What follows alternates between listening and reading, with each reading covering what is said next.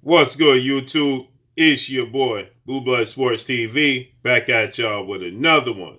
So, four division world champion, Mexican superstar boxer Mikey Garcia weighs in on the possibility of fellow countrymen, undefeated, rising, lightweight, Mexican superstar boxer contender King Ryan Garcia and his possibilities and all the talk of Ryan Garcia facing off against two division world champion who simultaneously holds the WBA at 130 and 135, Gervonta Tank Davis.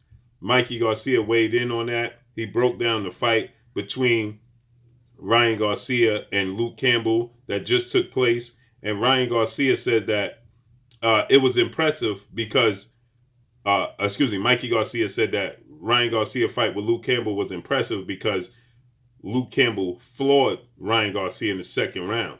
He said if that didn't happen, it would have just been another fight. He says Luke Campbell is just not, he's the perfect opponent for Ryan Garcia in that situation, but he's not a high level, high quality opponent. Well, some would disagree, obviously, as Luke Campbell is an Olympic gold medalist. He's been in the ring with some of the best now. He didn't get the victories. He's been in there with Lomachenko.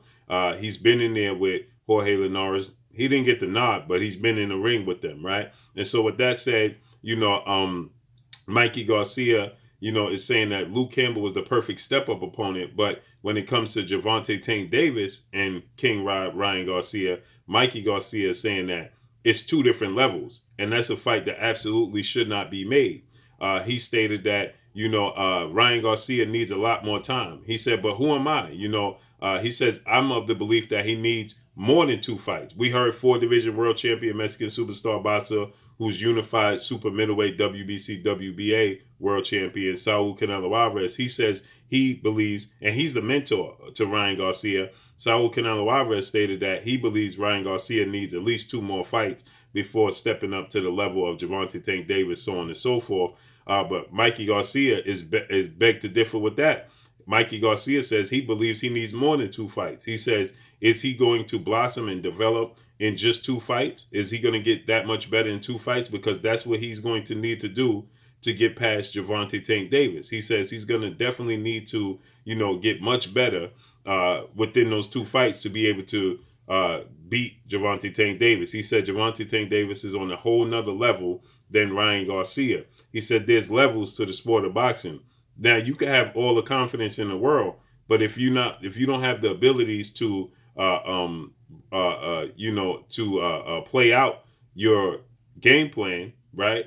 He said then you're gonna lose. And Mikey Garcia is well experienced in this area because Mikey Garcia stated that going into when he was calling out undefeated unified WBC IBF welterweight world champion superstar boxer Earl the True Spence Jr., Mikey Garcia was stating that and telling anybody that will listen that he sees the flaws, he sees the holes in Errol Spence's game, that he felt like he could jump up from 140 to 147.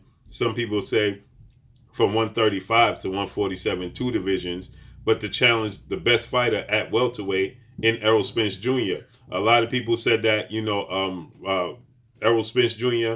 was just too big, too strong for Mikey Garcia. And Mikey Garcia stated that he see a lot of flaws in Errol Spence Jr. that he felt like he can exploit and he could be victorious. So he continuously called out Errol Spence on a consistent basis until it actually came to fruition. And all the things that Mikey Garcia, because everybody was questioning, why would you take a fight with Errol Spence Jr.? He's much bigger, he's much stronger. He's a natural welterweight. Why would you take a fight with, Errol Spence Jr.? And he says that, that he saw a lot of flaws. He saw a lot of holes in Errol Spence's Jr. game that he can ultimately exploit. And so when it came down to the fight itself, Errol Spence Jr.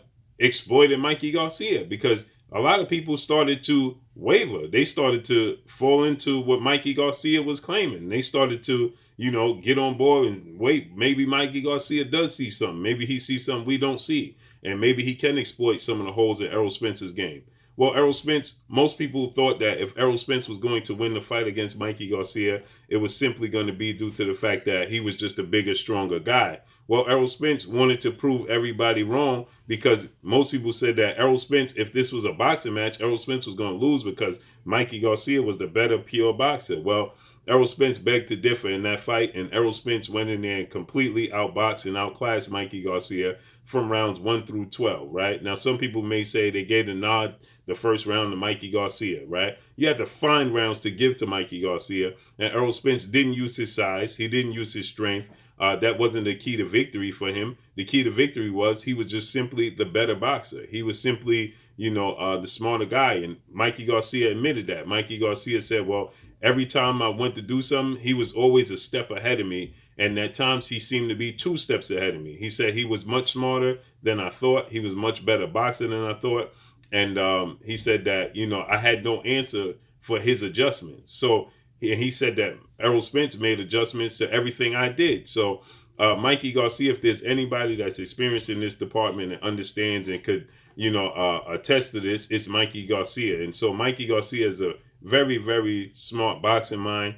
Mikey Garcia, when he fought Errol Spence, that wasn't the first time he was in there with bigger guys because he was in the ring with Robert Easter Jr., who is nearly 6 feet tall with a 77-inch arm reach. So Errol Spence is 5'9" with a 72-inch arm reach. Well, Robert Easter he's not as heavy as Errol Spence Jr., but Errol Spence, again, he didn't use his size and his strength as a key to victory. Errol Spence 5'9" with a 72-inch arm reach, and Robert Easter is 5'11" with a 77-inch arm reach. So his body size is equivalent to that of the legend, the Hall of Famer Tommy the Hitman Hearns. So this wasn't the first time he was in there with a rangy guy, big, athletic, strong guy. But Errol Spence's ring IQ was better than what Mikey Garcia anticipated. And so with that, he's saying that when he's looking at Gervonta Tank Davis and he's looking at the fight, there was a lot of adversity that Ryan Garcia overcame against Luke Campbell. But then you have to look at it from the standpoint that Luke Campbell was perfect. He was the perfect opponent to allow Ryan Garcia to overcome, his adversities that he was faced with. Luke Campbell never pressed that fight. He never tried to, test Ryan Garcia, see if he was hurt. He truly never really committed to anything after he dropped Ryan Garcia. And then Ryan Garcia ultimately countered him. He caught him with a left hook to the liver, and he stopped Luke Campbell. He was unable to beat the count. But again, Luke Campbell just didn't press the fight. He didn't have what it take. And that was part of my prediction when it came to Luke Campbell and Ryan Garcia.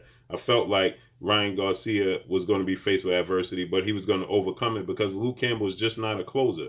He had Vasyl Lomachenko visibly hurt at least 3 times in their fight, and he was unable to close the show. He had Jorge Linares hurt and visibly hurt in their fight, and he was unable to close the show. He is just not a closer. He just doesn't seem to have that closing gene in him. And so I expected Ryan Garcia, because Luke Campbell, in my opinion, now Mikey Garcia differs, but in my opinion, I feel like Luke Campbell's a highly skilled, good boxer, right?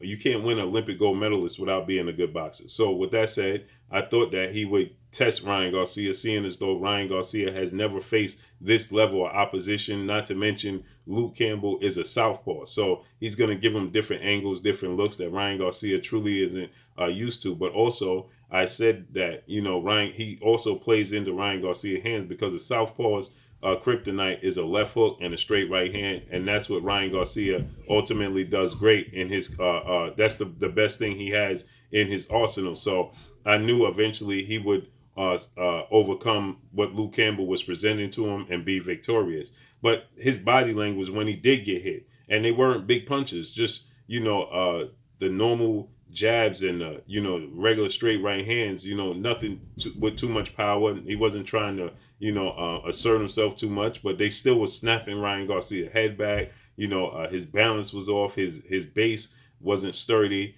and so those things are telltale signs when you fight an explosive, athletic, vicious southpaw with so much skills as Gervonta Tank Davis. If you are not prepared for what he's going to bring, if you are not mentally and physically prepared for Gervonta Tank Davis, you are going to find yourself in a whole lot of trouble. And that's what Mikey Garcia is seeing in this fight. And Mikey Garcia is saying that this could end bad for, Ryan Garcia. It could end in a knockout. And I believe so as well, because Tank Davis is focused. He's locked in. He's committed. And he's already training. He's already eating clean. He's already focused. He's already doing studies. He's got his sights set on Ryan Garcia. And Tank Davis, unfocused, is a very, very vicious, dangerous guy. Can you imagine Tank Davis completely focused, completely locked in? He represents even bigger threat. So I'm on board with Mikey Garcia. There's a lot of people that differ with Mikey Garcia. They want to give Ryan Garcia the nod because Ryan Garcia is 5'10" with a 71-inch arm reach, and Gervonta Tank Davis is 5'5" with a 67-inch arm reach, and Ryan Garcia has all the flash, the fast, flashy speed, hand speed. Gervonta Tank Davis hand speed is equal. Devin the Dream Haney, undefeated WBC lightweight world champion superstar boxer, who's been in the ring with both Gervonta Tank Davis and Ryan Garcia in the amateur level. He sparred Gervonta Tank Davis on mutual occasions, and he's fought Ryan Garcia in the amateurs. He says there's no difference in hand speed. It's about the same. So that advantage goes out the window for Ryan Garcia. So I believe that, and Tank Davis is more explosive with quicker feet. Ryan Garcia is very flat-footed, as Mikey Garcia pointed to. Ryan Garcia is flat-footed. He's not going to be hard for Tank Davis to find, and it's going to be a very, very difficult night for him if he don't get better overnight. And I agree with Mikey Garcia. I think that Gervonta Tank Davis is going to stop Ryan Garcia by the 6th, 7th round. But let's see how this all unfolds and plays out. That's all I got for y'all. Drop a comment in the comment section. Let me know what y'all think. Y'all already know what it is. It's your boy Blue Blood Sports TV. Hate, like, comment, and subscribe. You haven't subscribed, hit the subscribe button, hit the like button, hit the bell icon to get all the new notifications. Follow me on Instagram at Blue Blood Sports TV, all one word. Y'all already know what it is. Shout out to the entire LDBC. Shout out to New Media. Shout out to Black Media Row. That's all I got for y'all. Peace.